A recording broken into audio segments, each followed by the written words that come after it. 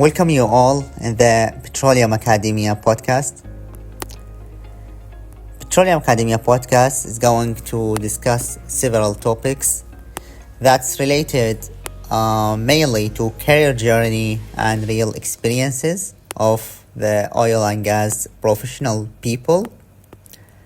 We're gonna talk about technical insight and industry challenges, personal growth and professional mindset, advice for students and fresh graduates, as well as future of the oil and gas industry. So we are planning to have several episodes, and this episode is going to be mainly by myself.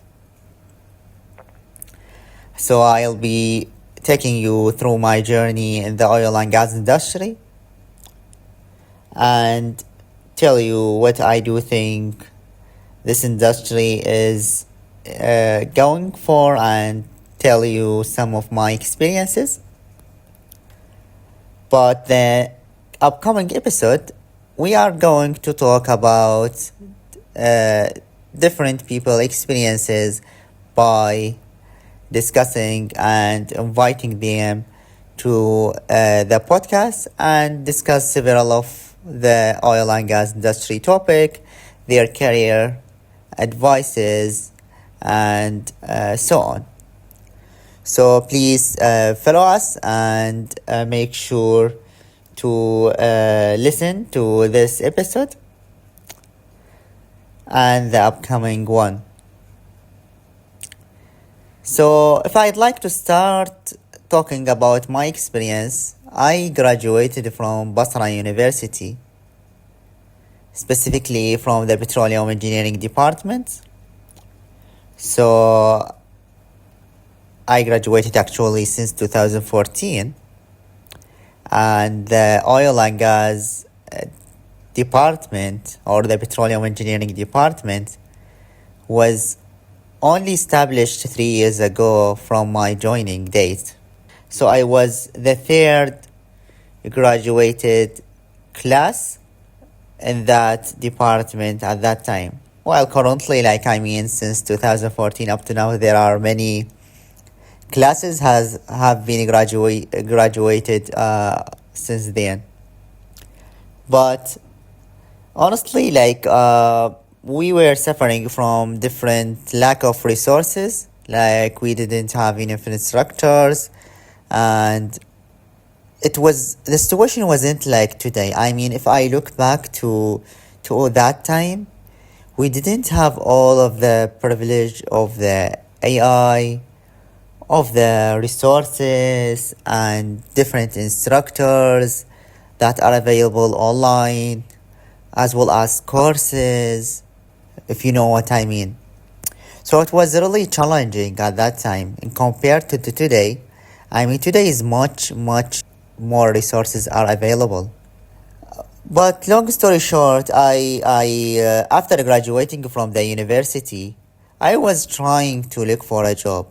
Like many other graduate people, when they graduate from the university, they are expecting to find a job, especially if you are a petroleum engineer. But 2014, the oil prices was going down.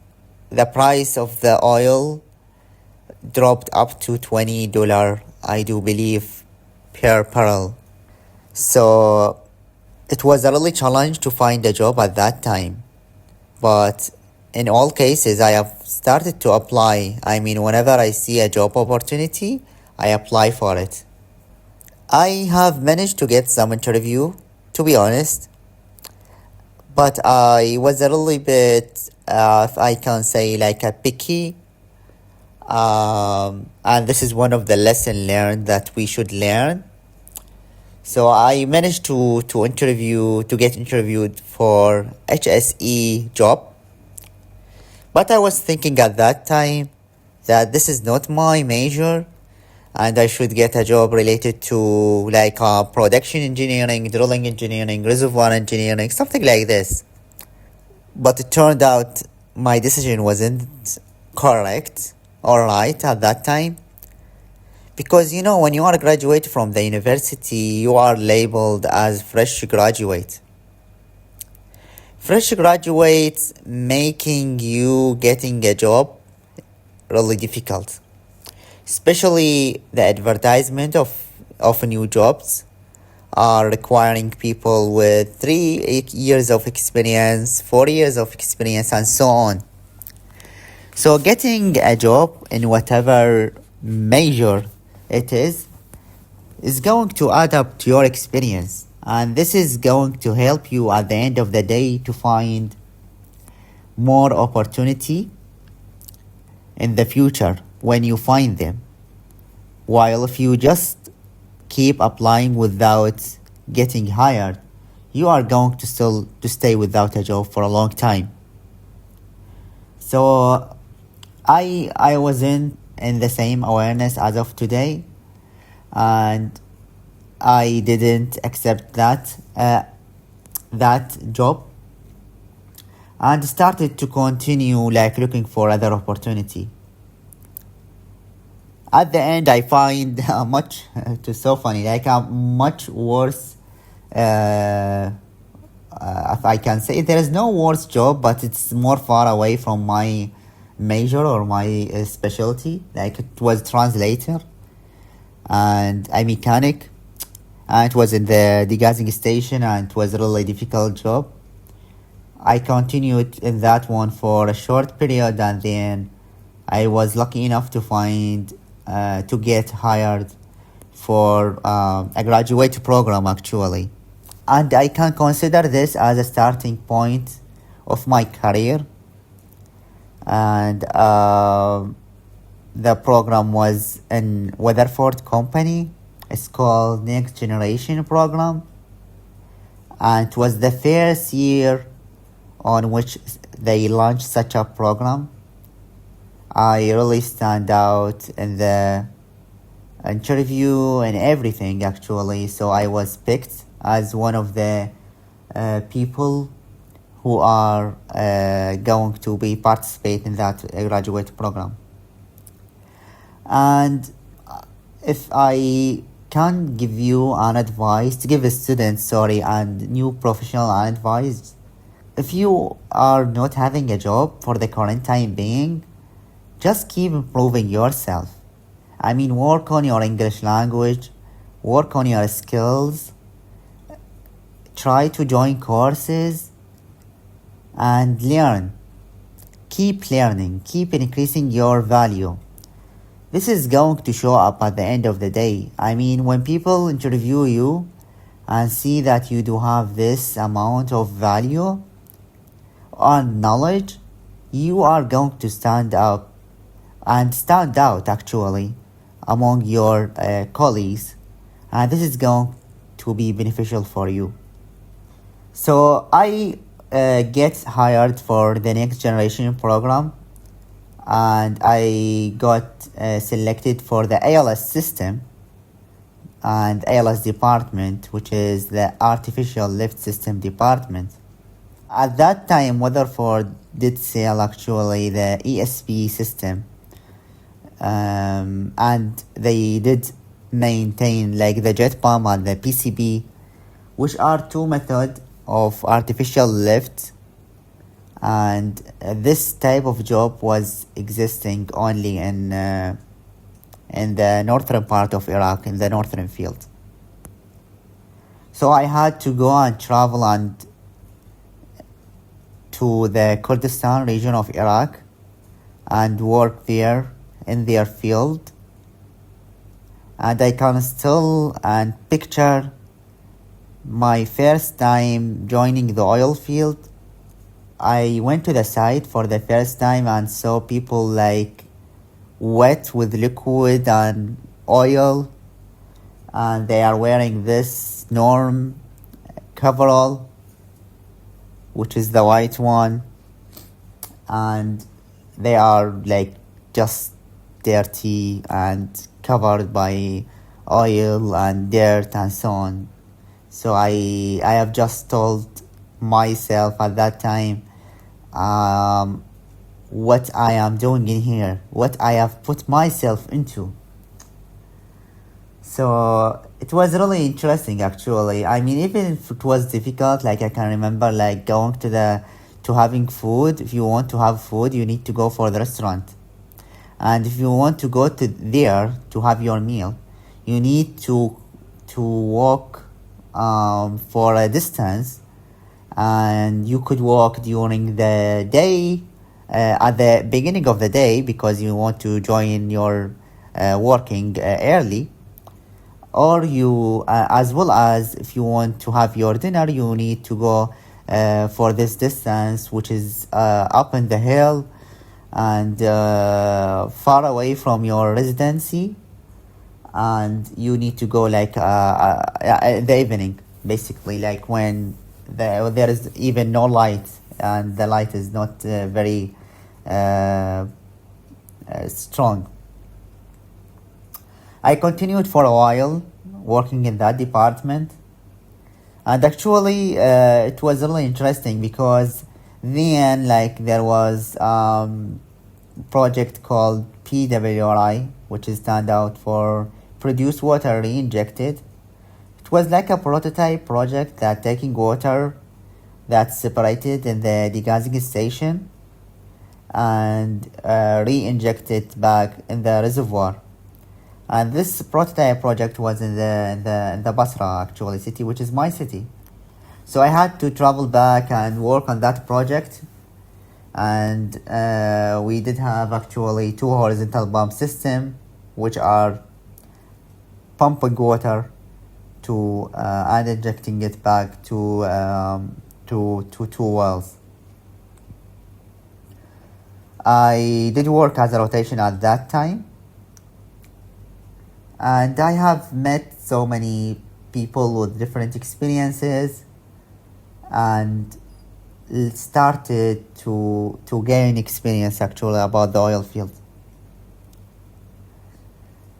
But deep inside I wasn't really happy because artificial lift system, you are dealing basically with some mechanics, with pumps, with maintenance, and there is a bit of you cannot apply the knowledge that you have gained in the university because it's not that much directly related.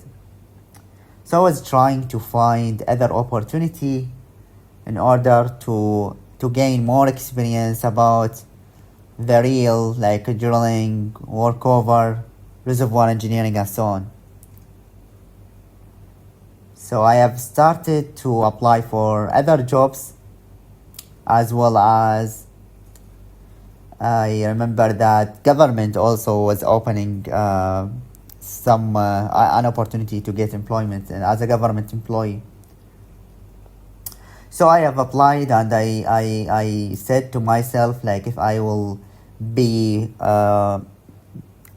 employed as in one of the international companies, or like let us say joint ventures companies, like on which like POC or government company are working with other international company like British Petroleum or Eni or Shell or whatever, this can be useful for me and I can gain experience, and I will feel, I was talking to myself like this, and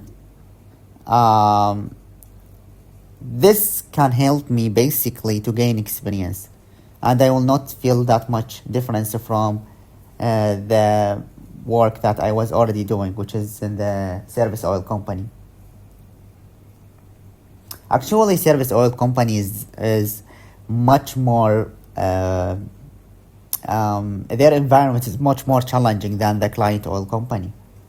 And the main reason because they are working under the client oil company. So if you do have an urgent job, you need to go there. And because your client who is giving you the money is asking you to go for that job. So you need to go in the night, in the day, in whatever time. So it was a little bit challenging compared to the client oil companies.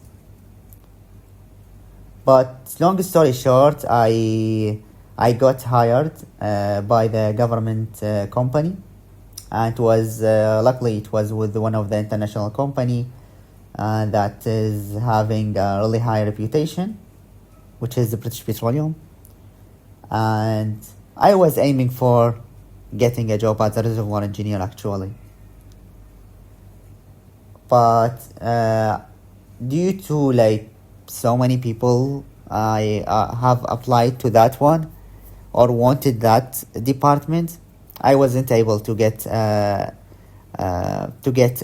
opening in that department, and I got an opening in the workover in the wells department, basically as a workover engineer or workover well site leader.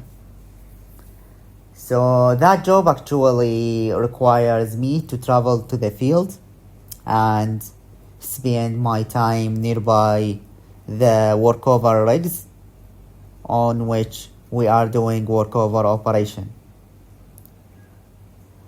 I don't know, like if maybe it was a blessing in the disguise, because even though it wasn't my dream job, but I did learn a lot from interacting with people from different service oil company, and by facing many challenges in the workover operation.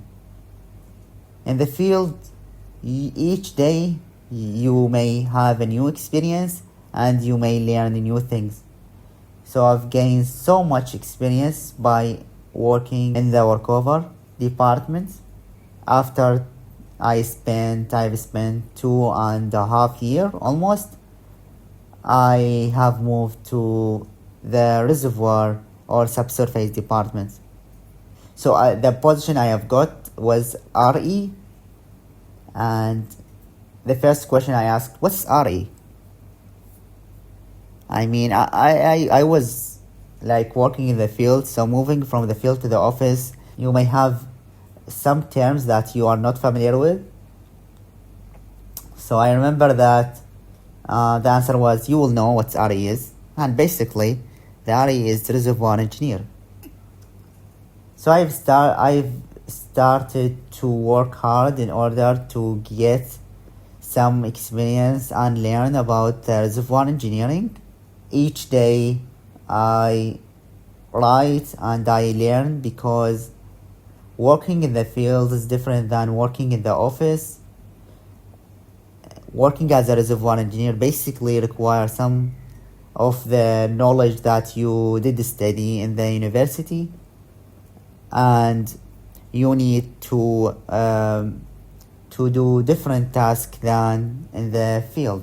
As a reservoir engineer, you are trying to study the reservoir performance, and by that we mean production and pressure performance of the reservoir, and it is requiring some time to increase your experience and learn more about each reservoir and understand the performance of that reservoir.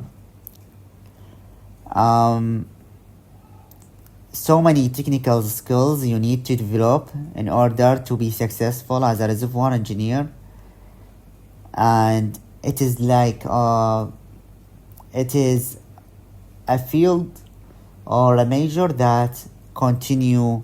The limit is the sky, and it's up to you if you want to limit yourself or continue learning and expand your knowledge.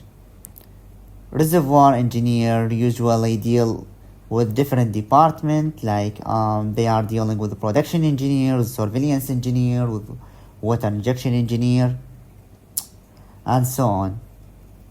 They are setting the development plan. They are doing simulation jobs or simulation tasks, and they are working on JID and so on.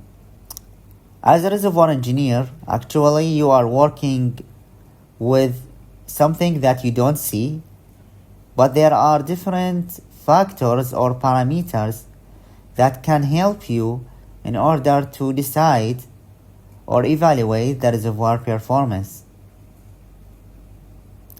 You do have surveillance that can be applied from time to time, and you need to study all of these inputs or parameters in order to conclude the story and evaluate the reservoir.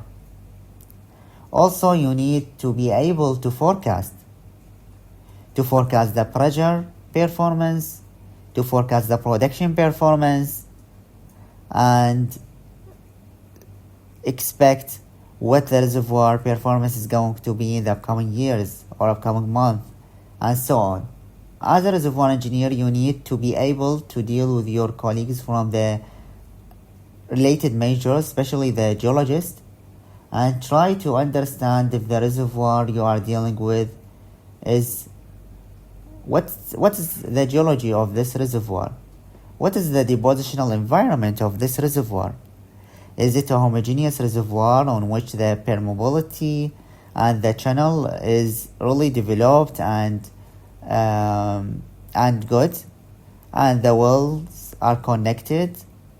Or it is a high heterogeneous reservoir on which you do have shale barriers, you do have buffles, you do have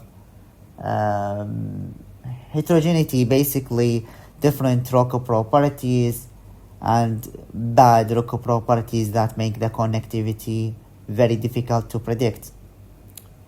So sometimes you have to deal with such a challenges reservoirs, and you need to be able to understand their performance and apply the right technique to develop and produce from them while maintaining the reservoir healthy.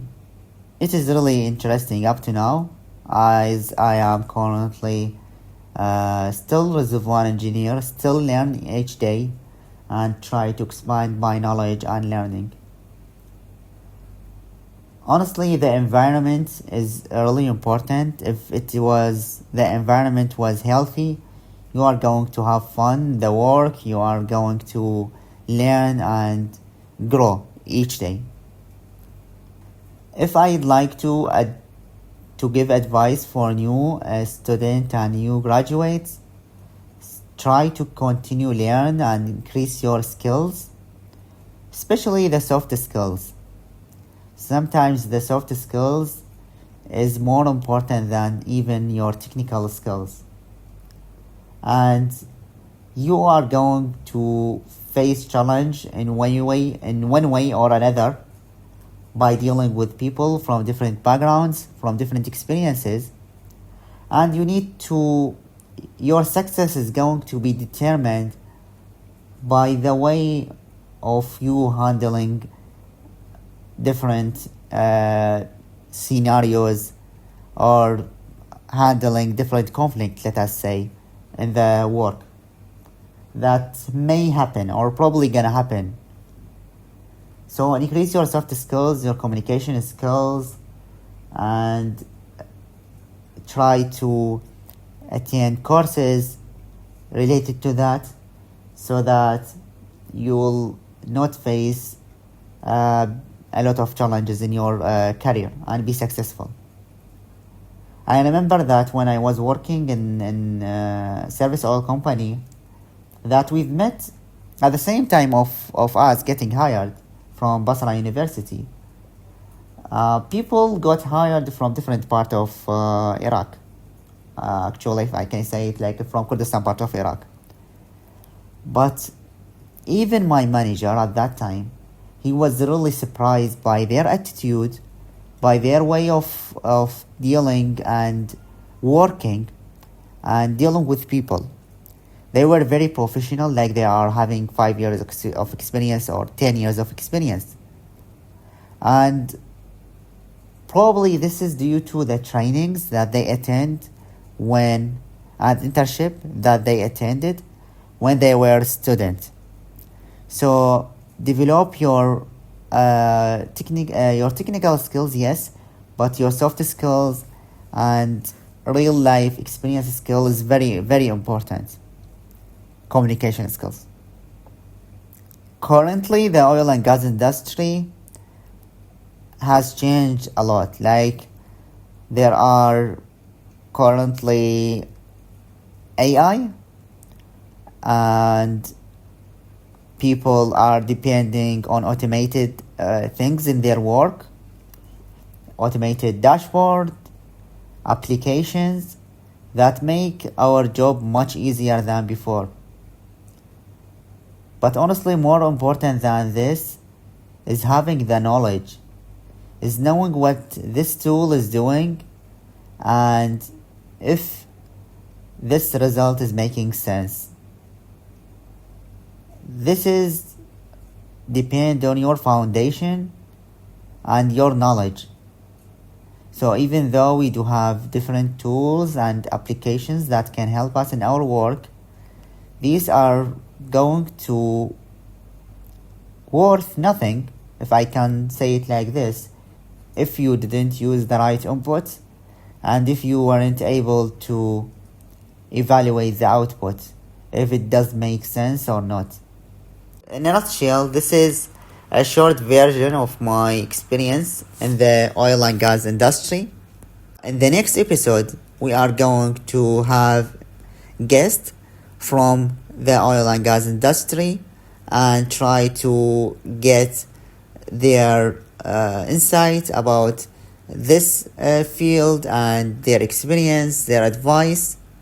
So please follow us on Petroleum Academia. We do have channel on YouTube, we do have channel on Telegram, and we do have our main website www.petroleumacademia.com. Thanks so much for listening. Till next time. Bye.